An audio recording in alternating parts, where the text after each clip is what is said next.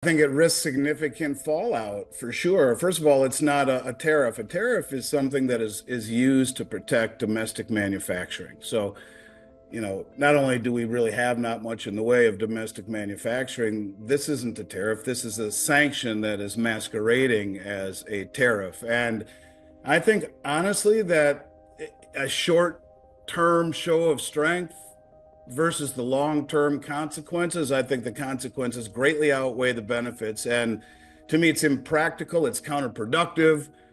I mean, what happened to diplomacy or strategic alliances or targeted economic sanctions rather than broad economic sanctions? And not only that, when you talk about, the BRICS countries, they are massive, significant suppliers of critical elements that we need: energy, raw materials, rare earths, pharmaceuticals, electronics, and that's you're already seeing Xi Jinping start to limit the amount of rare earths that he will now sell into the United States, or putting a moratorium on it. It will create a trade war. And furthermore, I think, look, the BRICS represent a very significant share of the global economy, as is not only in GDP, but human population and many other metrics. I think it's silly. I think it's the wrong message. I mean, look, he is the master of the deal, so maybe he's starting with a bar much higher and intends on lowering it. But I don't think after the 4 years of really horrible diplomacy and doing all the things that we've done to damage our reputation, as optimistic as the environment is surrounding Trump and what he could do for this country, I think it sends the wrong message and will only double down, I think, these countries' resolve to de-dollarize and to do so in a much more opaque manner. You can see these central banks have been accumulating gold hand over fist, even though they're not reporting it. China says, I know you're going to ask me about China saying, well, we're going to start buying it again after a 6-month moratorium, but they haven't taken any time off. The import-export numbers out of Switzerland and the UK betray that rhetoric. And by the same token, 78% of all the silver they're using right now in industry is coming as a byproduct of concentrate. And I've talked on your show about how they're flying all around South America. I've received this in terms of a validation from 2 mining execs who have said, yeah, they're going around South America. They're buying the concentrate and the doré bars at up to twice what the West will pay, disintermediating the marketplace so it's not recorded. It doesn't affect the price, sending it back to China for it to be refined. So they're making efforts to de-dollarize that are less than forthright in terms of reporting gold acquisitions to the IMF.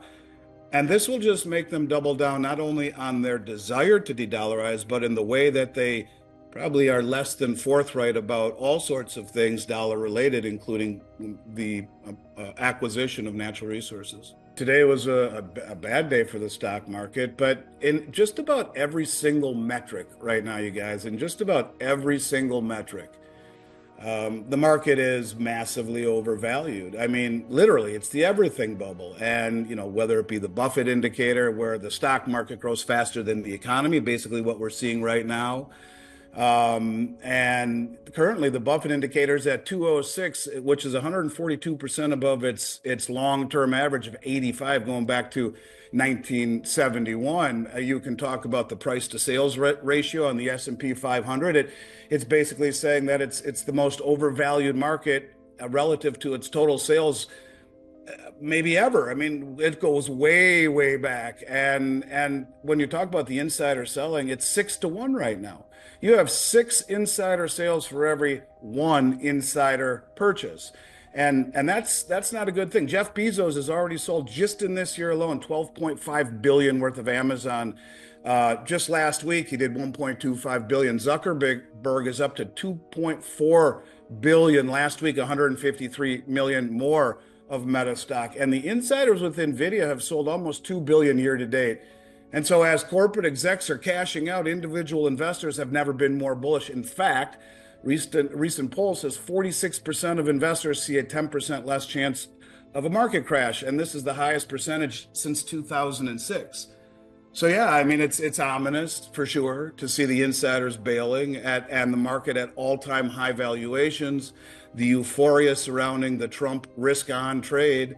And at the same time, the insiders are quietly tiptoeing out the exits in the middle of this party with all the streamers and confetti going up in the air. They're doing the Irish goodbye. And so I think that's something people should be paying close attention to as we get close to the end of the year here. Everything that's happening with Russia, this is the absolute worst possible message that could be sent. Talking about stationing nuclear warheads in the Ukraine, giving them long range missiles that are traveling into the heart of Russia that are American made, and the technology behind them speaks to American assistance, which is it's crazy. I mean, it truly is crazy, and it's not just the stupidity in terms of geopolitical. I mean, the first 2 months or the last 2 months rather, represent, and you're talking October, November, would represent the first 2 months of the 2025 fiscal calendar for the government that Trump is going to inherit. And they spent $584.2 billion in the first 2 months. That is the highest deficit ever in the history of this country for the first 2 months. It's insanity. We didn't spend that kind of money, 584 billion on a deficit for a whole year until 2009, and now we did it in the first 2 months. The worst start to a year for the U.S. Treasury in the history of this country, and that's the economy that he is going to inherit. So whether you talk about the geopolitical blunders, and it's not him pulling the strings, who is continually sending more and more money to the Ukraine and arms and military assistance and doing things that are very provocative and provoking. At the same time, spending money like it does not matter. And then the stupidity of selling the border wall for, pennies on the dollar that we paid for. It's like eighth grade tit for tat. You can't make it up. And when you talk about everything that's happened with this administration, like even the drones that they don't tell us anything about. I mean, obviously they're not overly concerned about it. The military obviously knows what they are, but to create this sense of anxiety to the public is ridiculous. It's just as ridiculous as lying to the public and pardoning his son. Any of us who are fathers understand the desire to do it, but be open about it. At the same time, you could have pardoned Trump and all of this could have been behind us. Just say, this is over, this infighting, it's over. Let's all get along. We're Americans, blah, blah, blah. No, instead he does more of the same. And then you get Lindsey Graham, who comes out publicly. See if I can actually, I don't know if I can find it. Yeah, here it is. So let me just read something to you. I may have read it last week. I'm not sure, but this to me exemplifies when you asked me that question. To me, what I heard Lindsey Graham say and read on Sean Hannity is exactly what you're talking about, and it's just wrong. And he says that the war in Ukraine has been all about money and only about money. He told Sean Hannity that the U.S. stands to financially gain from Ukraine's vast agricultural sector and $2 to $7 trillion worth of rare earth minerals alike in a prospective wartime deal with the war-torn, albeit resource-wealthy nation. This war is all about money. People don't talk much about it, but the richest country in all of Europe for rare earth minerals is the Ukraine. $2 to $7 trillion worth of minerals that are rare earth minerals, very relevant to the 21st century, Graham declared. Ukraine's ready to do a deal with us, not the Russians, so it's in our interest to make sure Russia doesn't take over the place. Ukraine is the breadbasket of the developing world, Graham said. 50% of all the food going to Africa comes from the Ukraine. Here's the kicker. Graham also emphasized that the incoming Trump administration is uniquely positioned to cash out on such resources. Trump is going to do a deal to get our money back, to enrich ourselves with rare earth minerals. A good deal for the Ukraine and us. And if you think about that, how many millions of their people have died? Their country is in tatters. I mean, literally, I have two friends that are here right now friends of a friend who I've become close with. They're from the Ukraine. They owned a business and they have nothing. And one guy's driving an Uber and the other one is cooking food for a family. They have nothing. So we've destroyed their country. We've helped destroy it with 200 plus billion in aid, most of it in the form of weapons from the military industrial complex. So we enrich the military industrial complex that destroys the country, kills their people.